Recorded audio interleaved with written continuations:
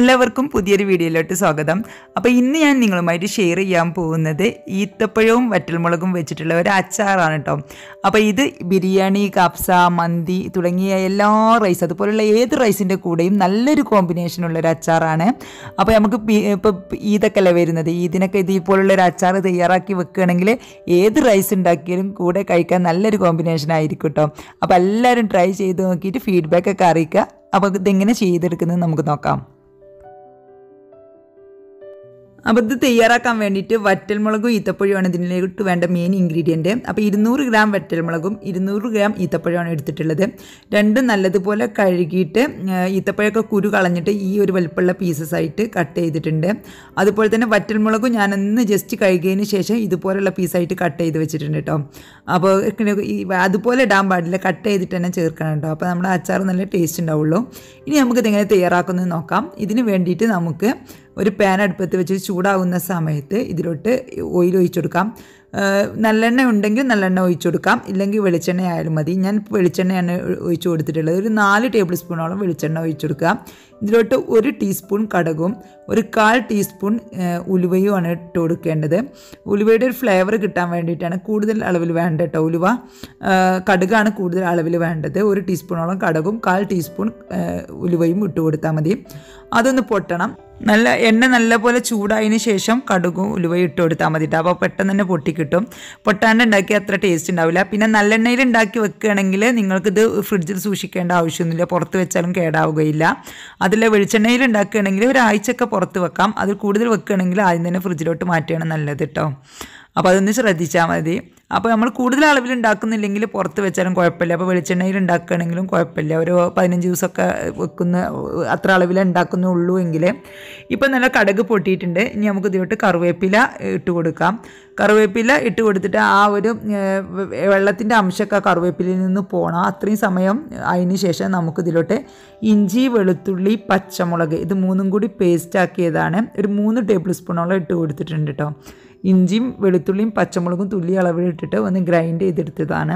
അപ്പോൾ ഇതിൻ്റെ അടുത്ത് പേസ്റ്റ് ഫ്രിഡ്ജിലുള്ളത് കൊണ്ട് ഞാൻ ഡയറക്റ്റ് ഇട്ട് കൊടുത്തേ ഉള്ളൂ. നിങ്ങളുടെ അടുത്ത് ഇല്ലയെന്നുണ്ടെങ്കിൽ ഇത് 3ഉം കൂടി ഒരുമിച്ചെടുത്തിട്ട് ഒന്ന് ചതച്ചെടുത്താൽ മതി. ഒരു 15 അല്ലി വെളുത്തുള്ളിയും അത്രയും അളവിൽ ഇഞ്ചിയും പിന്നെ അതുപോലെ ഒരു 4-5 പച്ചമുളകും കൂടി കൂട്ടിയിട്ട് ഒന്ന് നല്ലപോലെ ഒന്ന് ഗ്രൈൻഡ് ചെയ്തിട്ട് ഇതിലോട്ട് ചേർത്ത് കൊടുത്താൽ മതി. ഓവർ എരിവുള്ള പച്ചമുളകാണെങ്കിൽ 2 പച്ചമുളക് മതി. ഒരു പച്ചമുളകിൻ്റെ ഒരു ചെറിയൊരു ഫ്ലേവർ കിട്ടാൻ വേണ്ടിയിട്ടാണ് കേട്ടോ പച്ചമുളക് ചേർക്കുന്നത്. കാരണം നമ്മളിത് വറ്റൽമുളക് ഇട്ടിട്ടാണല്ലോ അച്ചാർ ഉണ്ടാക്കുന്നത്. അപ്പോൾ പിന്നെ എന്തായാലും എരിവുണ്ടാവുമല്ലോ. അപ്പോൾ പിന്നെ വേറൊരു എരിവിൻ്റെ ആവശ്യമില്ല. അപ്പോൾ ഒരു ഫ്ലേവർ കിട്ടാൻ വേണ്ടിയിട്ടാണ്. അപ്പോൾ നല്ല എരിവുള്ളതാണെങ്കിൽ 2 പച്ചമുളക് തന്നെ മതിയാവും. എരിവില്ലാത്ത ഇളയ പച്ചമുളകാണെങ്കിൽ 4-5 ചേർത്ത് കൊടുത്താൽ മതി.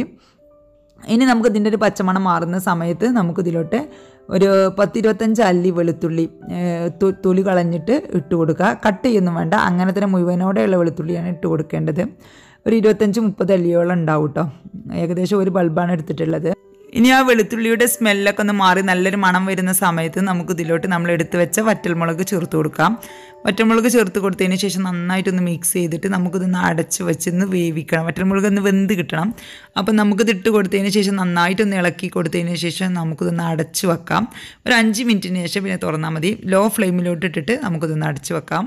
ഒരു 5 മിനിറ്റ് കഴിഞ്ഞതിന് ശേഷം ഞാനിതിപ്പോൾ തുറന്നിട്ടുണ്ട് കേട്ടോ. തുറന്നതിന് ശേഷം നമുക്കിതൊന്ന് ജസ്റ്റ് മിക്സാക്കി കൊടുത്തതിന് ശേഷം നമുക്കിതിലോട്ട് കുറച്ച് മുളക് പൊടി ചേർത്ത് കൊടുക്കാം. കാശ്മീരി ചില്ലി പൗഡറാണ് ചേർത്ത് കൊടുക്കേണ്ടത്. കാരണം നമുക്ക് എരിവിന് ആവശ്യമില്ല, നമുക്ക് ഇതിനൊക്കെ ജസ്റ്റ് ഒരു കളറ് കിട്ടിയാൽ മതി. അപ്പോൾ അതിന് വേണ്ടിയിട്ട് നമുക്ക് കുറച്ച് കാശ്മീരി ചില്ലി പൗഡറും അതുപോലെ തന്നെ മഞ്ഞൾപ്പൊടിയും കൂടി ചേർത്ത് കൊടുക്കാം. ഒരു 4 ടേബിൾ സ്പൂൺ കാശ്മീരി ചില്ലി പൗഡറും ഒരു 3/4 ടീസ്പൂണോളം മഞ്ഞൾപ്പൊടിയും അതുപോലെ തന്നെ ഒരു 2 ടേബിൾ സ്പൂണോളം ഉപ്പും കൂടി ചേർത്ത് കൊടുത്തിട്ടുണ്ട്. ഉപ്പ് നമുക്ക് പിന്നെ വേണമെങ്കിൽ ചേർത്ത് കൊടുക്കേണ്ടി വരും, എന്തായാലും ചേർത്ത് കൊടുക്കേണ്ടി വരും. ഇപ്പോൾ തൽക്കാലം 2 ടേബിൾ സ്പൂണേ ചേർത്ത് കൊടുത്തിട്ടുള്ളൂ. ഇനി നമുക്ക് നന്നായിട്ടൊന്ന് ഇളക്കി കൊടുക്കാം. ആ മുളക് പൊടിയുടെയും മഞ്ഞൾപ്പൊടിയുടെയും ഒക്കെ ഒരു പച്ചമണം മാറുന്ന സമയത്ത് നമുക്ക് ഇതിലോട്ട് വിനാഗിരി ഒഴിച്ചു കൊടുക്കാം. അതിനൊരു കറക്റ്റ് അളവ് ഞാൻ പറയുന്നില്ല, കാരണം എന്ന് വെച്ചാൽ നമുക്കിത് ഇടയ്ക്കിടയ്ക്ക് ഇതിങ്ങനെ തിക്കായി വരുന്ന സമയത്ത് നമുക്ക് വിനാഗിരി ഒഴിച്ചിട്ടൊന്ന് ലൂസാക്കി കൊടുക്കേണ്ടി വരും. ഇപ്പോൾ ഏകദേശം ഞാനൊരു 3/4 കപ്പോളം ഒഴിച്ചു കൊടുത്തിട്ടുണ്ട് കേട്ടോ. അപ്പോൾ നമുക്കിത് ഇട്ട് നല്ലപോലെ ഒന്ന് മിക്സാക്കിയതിന് ശേഷം നമുക്കിത് നല്ല തിള വരുന്ന സമയത്ത് ഇതിങ്ങനെ ഇടയ്ക്ക് കുറച്ച് തിക്കായി വരും. ആ സമയത്ത് നമുക്ക് വീണ്ടും കുറേശ്ശെ ഇട്ട് ഒഴിച്ചു കൊടുക്കേണ്ടി വരും കേട്ടോ. ഇനിയിപ്പോൾ ഇത് നല്ലപോലെ തിളച്ചിട്ടുണ്ട്. ഇനി ഈ ഒരു സമയത്ത് നമുക്കിതിലോട്ട് നമ്മളെടുത്ത് വെച്ച ഈത്തപ്പഴം ചേർത്ത് കൊടുക്കാം. ഈത്തപ്പഴം ചേർത്ത് കൊടുത്തതിന് ശേഷം നന്നായിട്ടൊന്ന് മിക്സ് ചെയ്ത് കൊടുക്കാം. മിക്സ് ചെയ്തതിന് ശേഷം നമുക്ക് വീണ്ടും ഇതൊന്ന് അടച്ച് വെച്ചൊന്ന് കുക്ക് ചെയ്തെടുക്കണം. ഈ ഒരു സമയത്ത് നമുക്ക് ഇതിലോട്ട് ഉപ്പൊക്കെ ഒന്ന് ചെക്ക് ചെയ്ത് കൊടുക്കാം. ഉപ്പ് എന്തായാലും കുറവായിരിക്കും. അപ്പോൾ ഞാൻ കുറച്ച് കല്ലുപ്പ് ഇട്ട് കൊടുക്കുന്നുണ്ട് കേട്ടോ. ഒരു 2 ടേബിൾ സ്പൂണോളം കല്ലുപ്പും കൂടി ചേർത്ത് കൊടുത്തിട്ട് നല്ലപോലെ ഒന്ന് മിക്സ് ചെയ്തിട്ട് നമുക്കിതൊന്ന് അടച്ച് വെച്ച് കുക്ക് ചെയ്തെടുക്കാം. ഒരു 5 മിനിറ്റ് കഴിഞ്ഞിട്ട് വീണ്ടും തുറന്ന് നോക്കിയിട്ട് ഒന്ന് ഇളക്കി നോക്കിയിട്ട് വീണ്ടും അടച്ച് വെച്ചൊരു 5 മിനിറ്റും കൂടി കുക്ക് ചെയ്യാം. അങ്ങനെ മൊത്തം 10 മിനിറ്റ് വെച്ചിട്ടുണ്ടായിരുന്നു ഞാൻ. 10 മിനിറ്റിന് ശേഷം പിന്നെ ഞാനത് തുറന്നിട്ട് നമുക്ക് ഇതിലോട്ട് വേണ്ടത് കുറച്ച് കായപ്പൊടിയാണ്.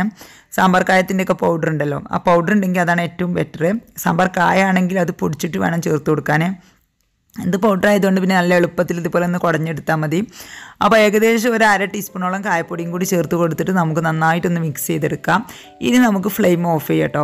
ഞാൻ കായപ്പൊടിയും കൂടി ഇട്ടൊന്ന് ജസ്റ്റ് മിക്സ് ആക്കി കൊടുത്തതിന് ശേഷം ഫ്ലെയിം ഓഫ് ആക്കിയിട്ടുണ്ടായിരുന്നു.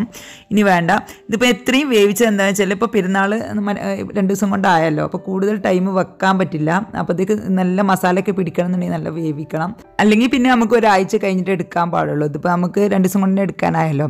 അപ്പോൾ ഇങ്ങനെ ആകുമ്പോൾ കുറച്ച് വേവിക്കുക നല്ലത്. നമുക്ക് പിറ്റേ ദിവസം തന്നെ നമുക്ക് യൂസ് ചെയ്യാൻ പറ്റും. അപ്പോൾ നല്ല ടേസ്റ്റി ആയിട്ടുള്ള ഒരു അച്ചാറാണ്. പിന്നെ തൊട്ടുകൂട്ടാൻ നല്ല ചൊടിയും പുളിയും എരിവും മധുരവും ഒക്കെ ഉള്ള ഒരു അച്ചാറാണ്. അപ്പോൾ ഇത് നമ്മൾ സാദാ ചോറിൻ്റെ കൂടെയും നല്ലൊരു കോമ്പിനേഷനാണ്. അപ്പോൾ എല്ലാവരും തയ്യാറാക്കി നോക്കിയിട്ട് ഫീഡ്ബാക്കൊക്കെ അറിയിക്കുക. ഇഷ്ടമായ ലൈക്ക് ചെയ്തിട്ട് ഫ്രണ്ട്സ് ആൻഡ് ഫാമിലിക്ക് വേണ്ടിയിട്ട് ഒന്ന് ഷെയർ ചെയ്ത് കൊടുക്കുക. ചാനൽ ഇഷ്ടമാകുന്നുണ്ടെങ്കിൽ ഒന്ന് സപ്പോർട്ട് ചെയ്യട്ടോ. അപ്പോൾ എല്ലാവർക്കും എൻ്റെ നന്ദി, നമസ്കാരം.